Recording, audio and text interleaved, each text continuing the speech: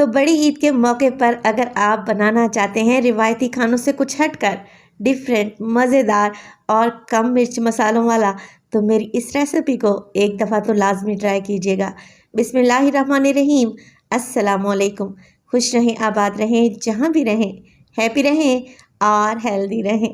तो मैं हूँ फ़ाइज़ा और वेलकम करती हूँ आपको चटपटे पकवान में। आज आपसे शेयर करने लगी हूँ बहुत ही मज़ेदार कीमा अगवानी की रेसिपी। यकीन करें ये इतना टेस्टी बनेगा कि आपके बनाए हुए सारे जायके आपको भूल जाएंगे। आप इसे ही बनाना पसंद करेंगे, ये मेरी गारंटी है। रेसिपी को एंड तक देखें, अच्छी लगे लाइक कर दें और चटपटे पकवान को सब्सक्राइब भी कर लें। तो चलें रेसिपी स्टार्ट कर लेते हैं।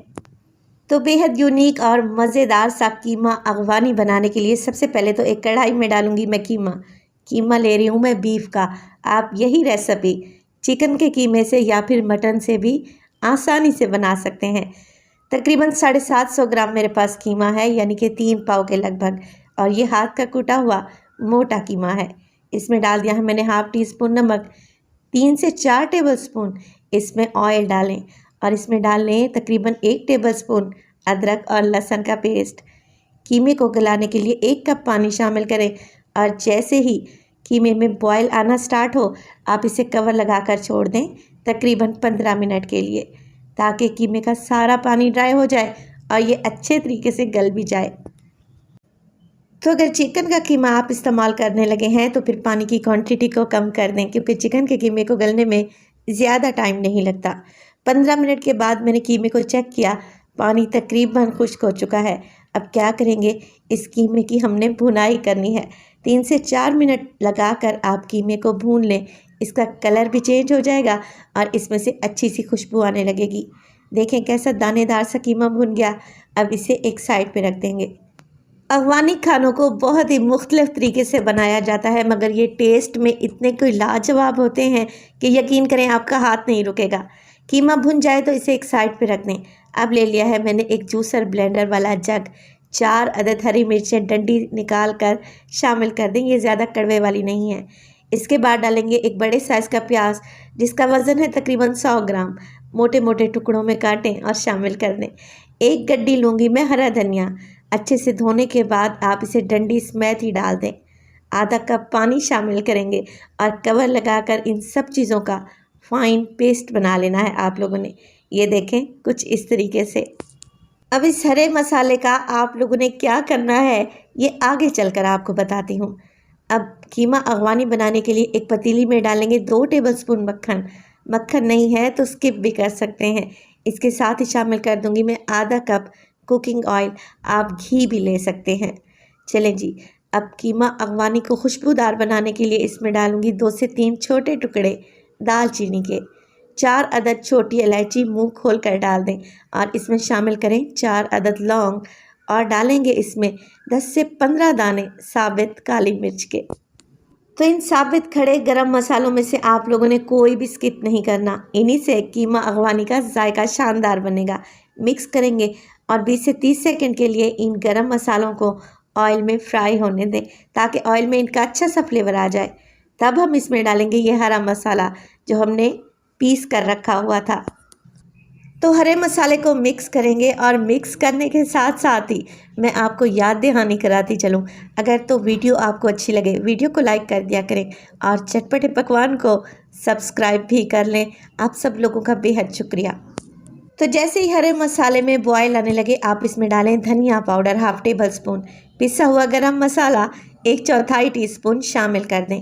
इसके अलावा मैं इसमें डालूंगी सफ़ेद मिर्च का पाउडर, ये नहीं है तो काली मिर्च का पाउडर डाल दें 1 टीस्पून।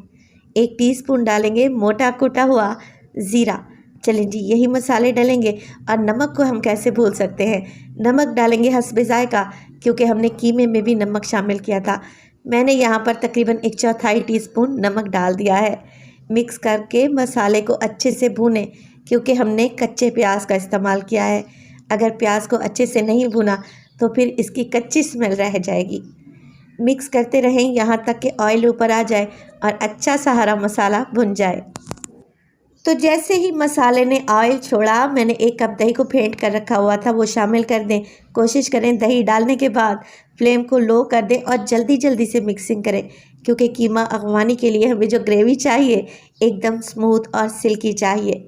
मिक्सिंग करेंगे तो दही अच्छे से फेंट जाएगी और इसमें गुठलियाँ नहीं पड़ेंगी।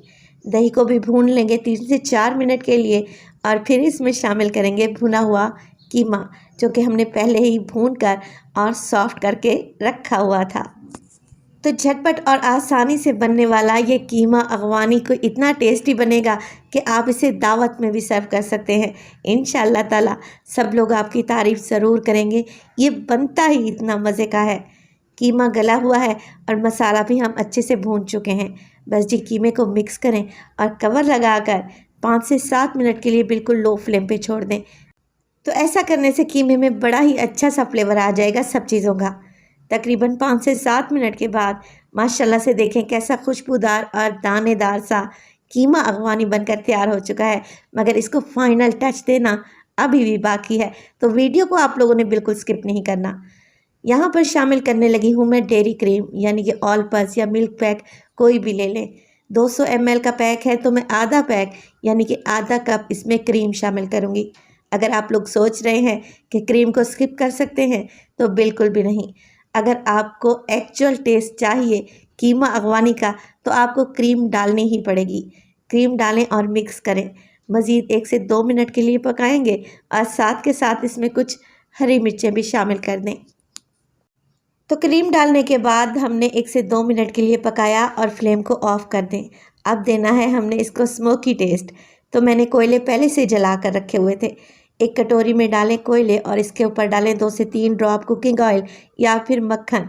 कवर लगा दें और 3 से 4 मिनट के लिए कीमा अगवानी को अच्छा सा स्मोकी टेस्ट आने दें।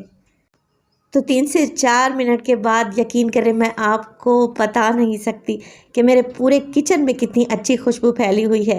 रेसिपी को आप लोगों ने एक दफ़ा तो लाजमी ट्राई करना है। रेसिपी इंतहाई लजीज है। इंशाअल्लाह ताला जो भी खाएगा आपकी तारीफ़ ज़रूर करेगा। यहाँ पे देखें मैं इसे सर्व करने लगी हूँ प्याज के लच्छों के साथ और मैं इसे सर्व करूँगी लेमन स्लाइस के साथ। आप इसे एंजॉय कर सकते हैं रोगनी नान के साथ या फिर खमीरी रोटी के साथ। रेसिपी बनाएं और अपना फीडबैक दें कि आपको मेरी रेसिपीज़ कैसी लग रही हैं। रेसिपी अच्छी लगी लाइक कर दें। चटपटे पकवान को सब्सक्राइब कर लें और अपने फैमिली और फ्रेंड्स में भी शेयर किया करें। अपना बहुत सारा ख्याल रखिएगा। फ़ाइज़ा को भी अपनी दुआओं में याद रखिएगा। मुझे दीजिए इजाज़त। टिल देन अल्लाह निगहबान।